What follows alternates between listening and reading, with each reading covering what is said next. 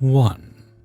So my grandparents live in a gated community. It's kind of expensive, so the people who live in there can get a little prissy, if nothing as bad as in this story. So I went over to my grandparents one weekend, and my grandmother asks me if I could go help the neighbor's kid with a school project. It was about 8 at night, but I could never say no to this woman. I went over, ready to do some work, when entitled neighbor answers the door. "You must be my neighbor's grandson. Thanks for coming by so late." "Yeah, it's cool. Where's your son?" "He's over there by the computer. He already has the research done. He just needs help making the presentation." I think to myself, wow, this will be easy. I introduced myself to the kid. He's about 12, and overall he was a nice kid, if not a little nervous. As we're doing the project, entitled neighbor is standing by the counter watching over us and commenting on the work. "Could you make that picture bigger, please? We want to make sure the class can see it. Same with the words." "Yeah, sure, no problem." I make the picture a bit bigger and more central and make the words look more like commentary. She chimes in again a bit ruder. Bigger. We have to make sure people in the back can see it." "But if we make it bigger, we won't be able to fit the words and picture on one side." "That's fine, just make them bigger." "Okay, tell me when." The picture ended up taking that whole slide, and we had to put the words on a different side.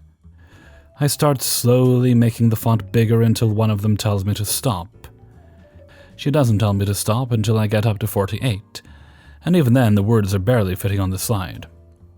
"Perfect, now just do all the slides like that and we'll be done in a jiffy." We weren't gonna be. Every time I tried to help this kid make his presentation look better, hell, even when he tried to make it look better, she had to interject. It was always, "Make this bigger, I can't see that from here. Take that off, it looks tacky." This went on for 2 hours. Finally we finish. "This looks great, thank you so much. I can't wait to show this in class." That's when I noticed that the presentation is 36 slides long. There was absolutely no way he was going to be allowed to present something this long in a classroom. I show him as much, and I said the same to the mother.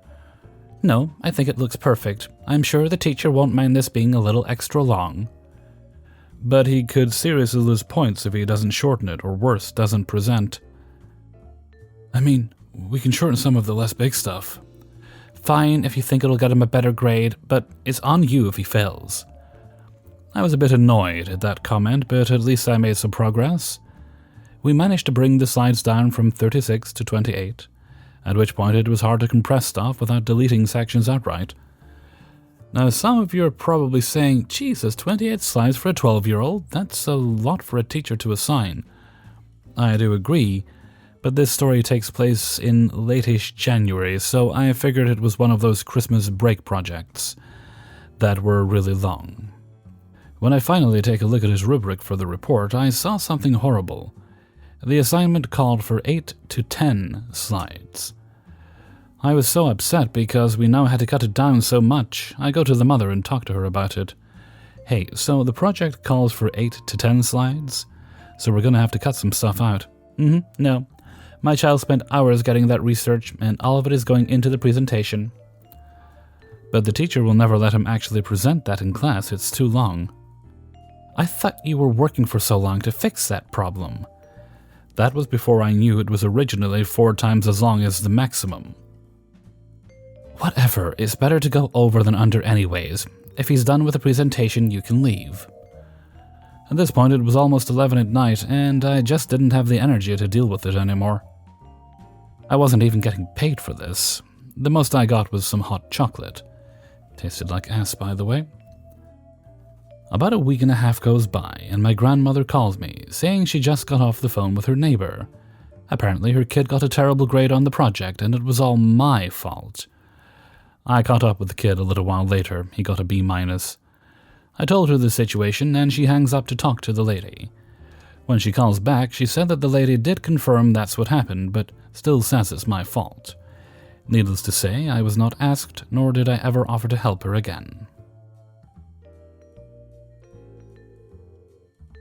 2. Little bit of context. I was on the train going back home between Toulouse and Pau, 2 cities in France, and everyone was minding their business. It was like 8 p.m. and it was the last train for the day. There were quite a lot of people. all the chairs were taken. In this train there were a lot of kids. Also, when I was sitting in my chair, I was literally able to see the whole train because there was a wheelchair spot, and it's in a specific angle that can allow you to see everything that's going on. The protagonists were a mom who was pregnant and her 3 children, and a Karen with 1 child. The child was running everywhere in the train. At the beginning, no one seemed to care because, yeah, a kid needs to move and it's clearly not a fast train, but this EK started to get quite annoying to everyone. Someone on the train tried to catch the attention of the EM who was on her phone, even though it's forbidden to call inside the train in specific spots, and tell her to handle her child because it was late, the train was already loud, and we were all tired. EM starts screaming about, "How dare you talk about my precious little child," and classic Karen stuff until the lady just gave up about this. But the EM at this point, for some obscure reason, decided to just be annoying and start to scream at the lady, even though she just said sorry and gave up. At this point, the lady, a black pregnant woman, the fact that she's black is important, was too exhausted between the fact that she was handling 3 kids and the fact that everything was loud, and this was just too much for her, which I can totally understand, and starts telling the EM to shut the F up and go back to her place with her kid. At this moment, the EM just blew up. She screamed 3 times louder, and suddenly yelled, "Ah, you hit me! I'm gonna call the police on you for physical assault." She didn't assault her at all. I was too tired for this bullcrap, so I decided to stand up. You can't really move the chair in the train. And told the controller about the story. They said there was nothing he could really do except telling the EM to go to another spot on the train and leave us alone. But she refused and called the police. All this leads to the biggest part of this story. The train stops in the middle of nowhere. I don't even remember the name of the city. And we wait. At the beginning, no one understood why, but we noticed that the EM and the EK just disappeared.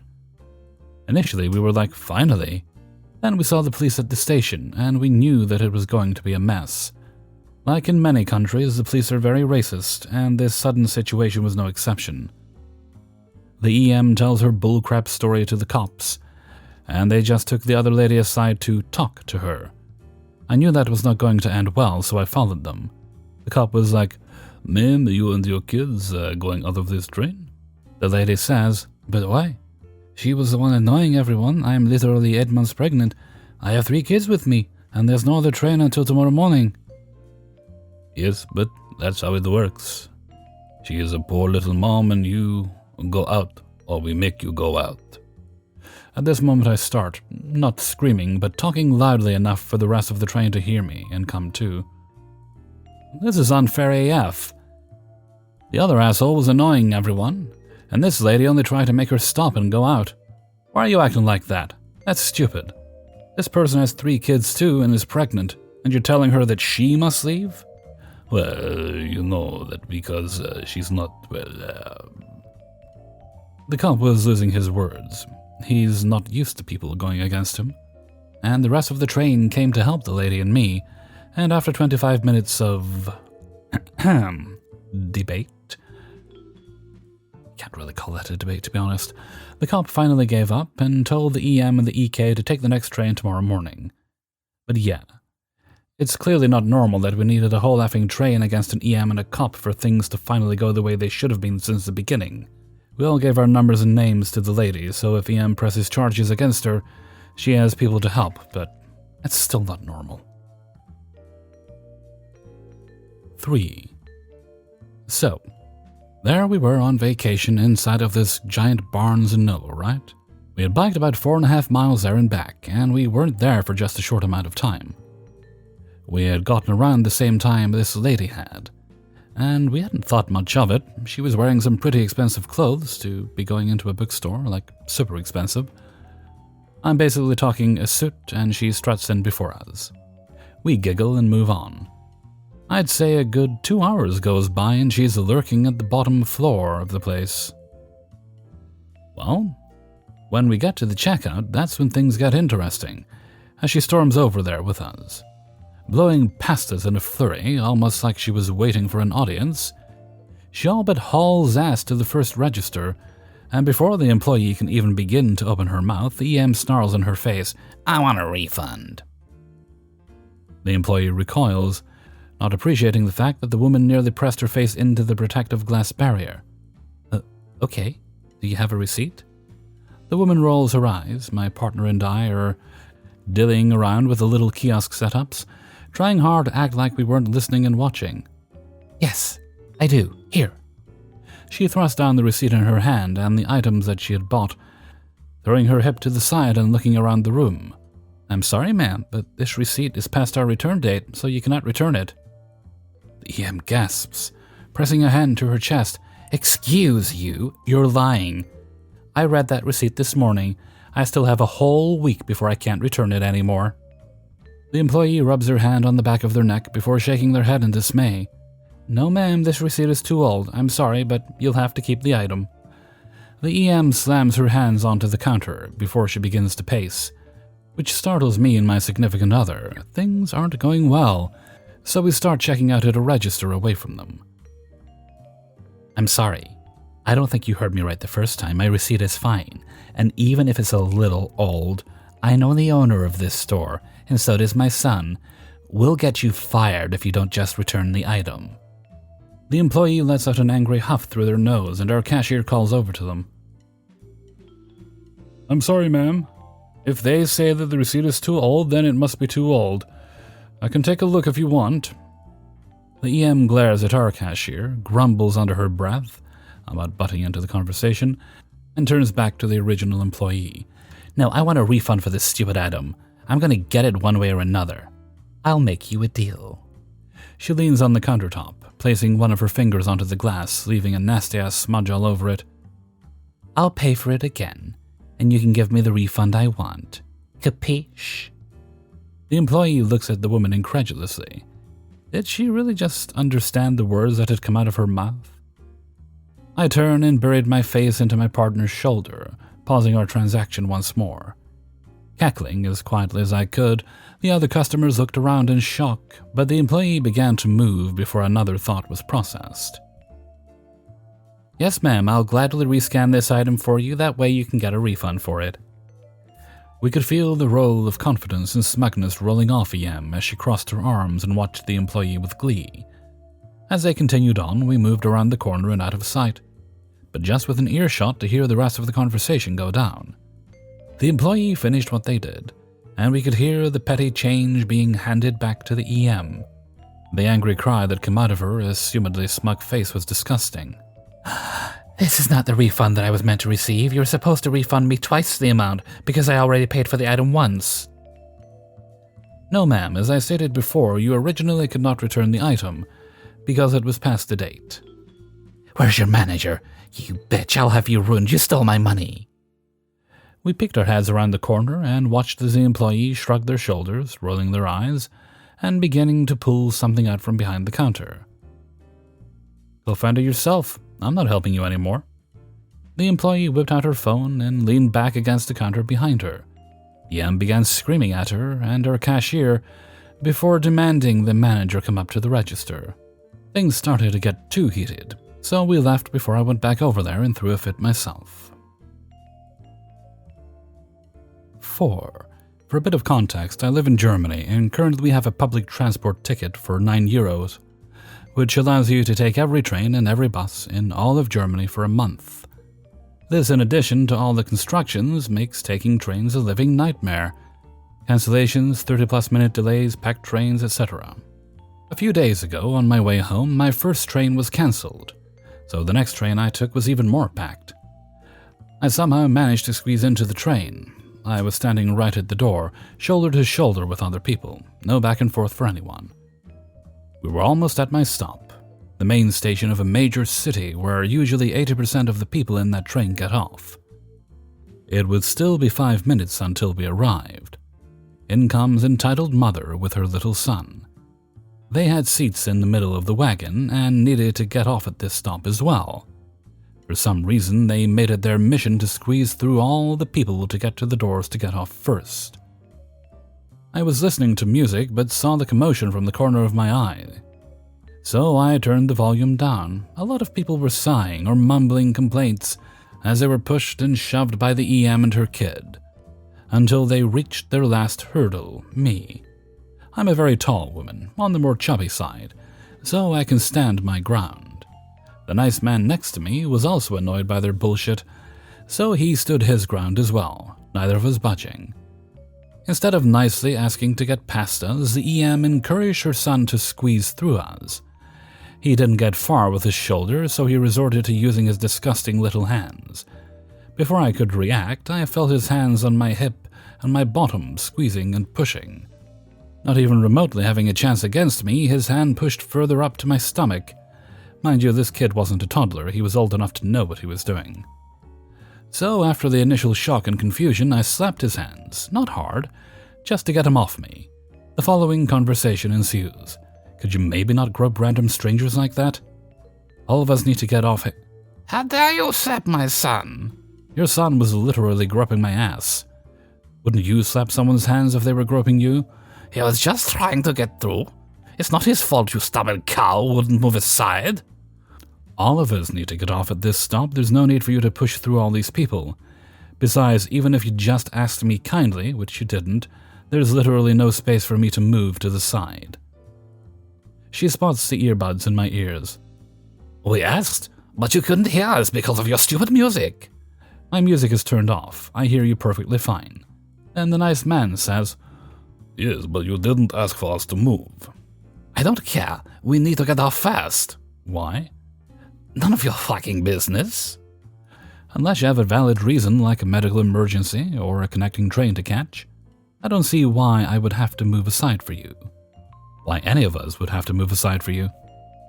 The entitled kid suddenly continued to push his hands into my stomach, trying to squeeze past me. So I get a hold of his wrist and glare at him. Stop touching me. I immediately do it again, hoping he'll finally get the memo. Stop assaulting my baby, you fat bitch.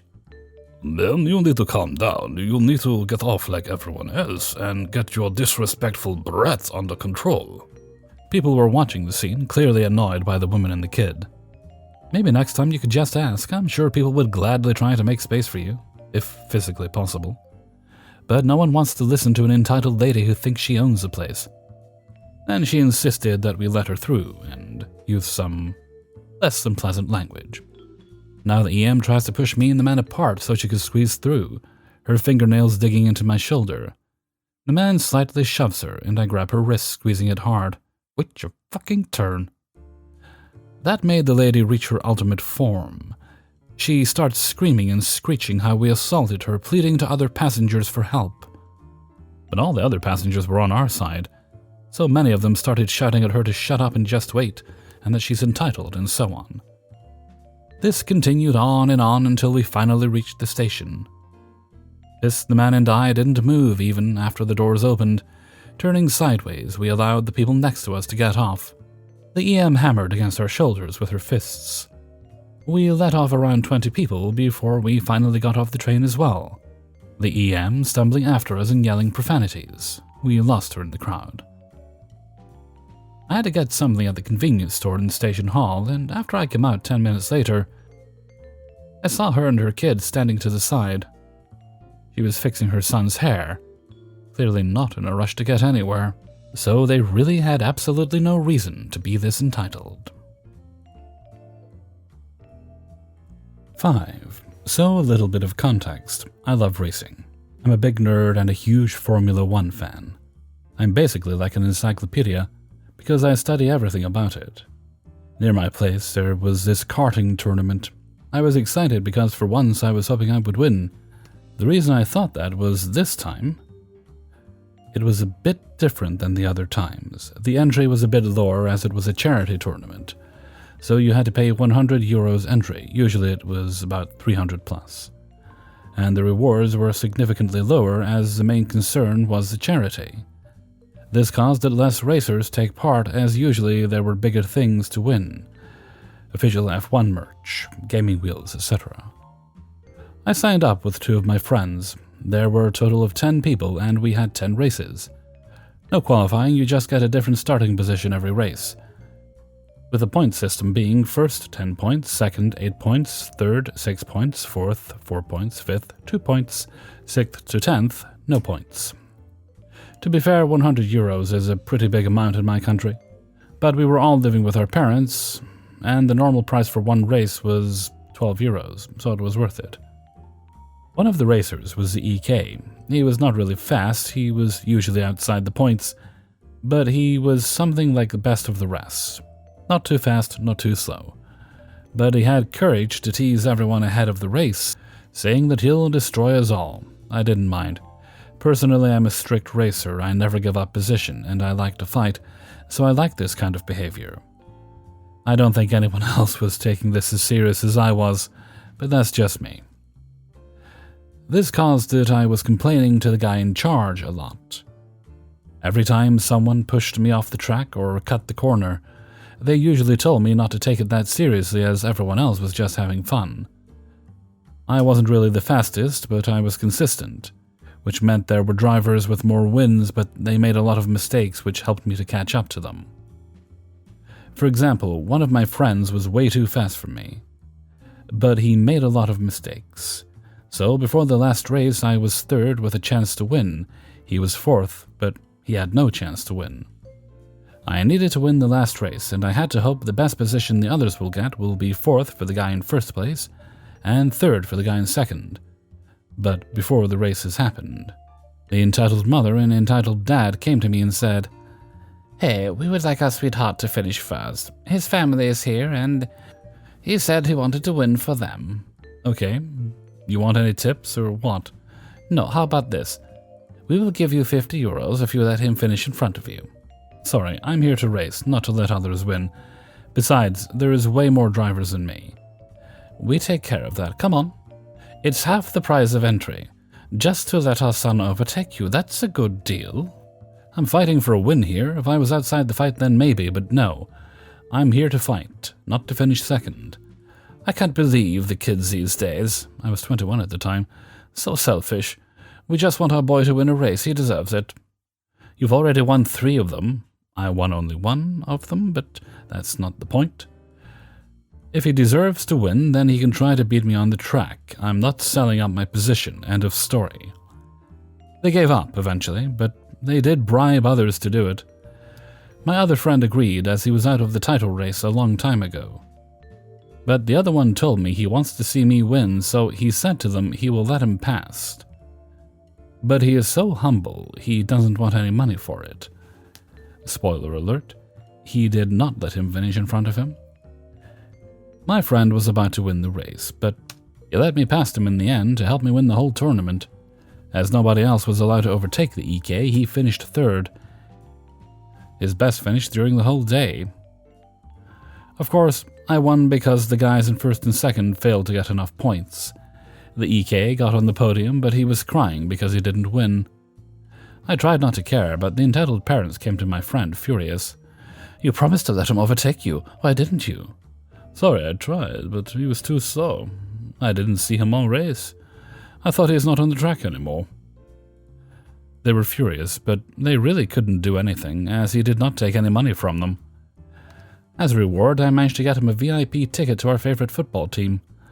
To be fair, it wasn't necessary for him to let me go past either.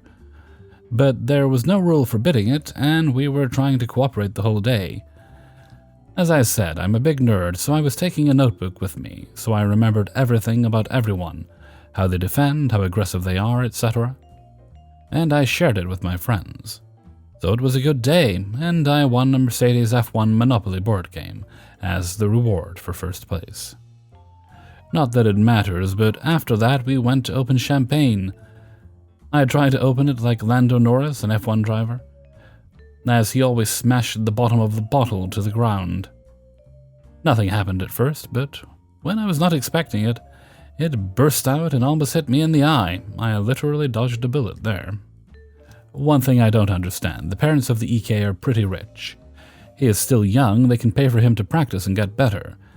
I don't understand why they did something like this, to be honest. Thanks for listening. Hey everybody, Hellfreezer here, and thank you very much for listening to The Impractical Prudence of Parents. Ipop, episode 94. And thank you very much to everybody who allowed me to use their stories in this video. Before you go, please hit the like button and share the video with a friend or family member. Also, take a look in the description and you'll find all the Hellfreezer related links. You might find something you enjoy. There's a link to a merch store down there, but don't tell everyone, it's a secret. Okay, it's... I have no idea what day this is going up. Probably at least 1 or 2 days after I record it. Okay, my brain stopped working. Does that a lot these days.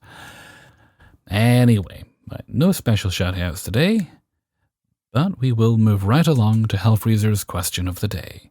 And today's question is, has there ever been a celebrity death that's ever just blindsided you, felt like a kick in the guts, in a way you didn't expect?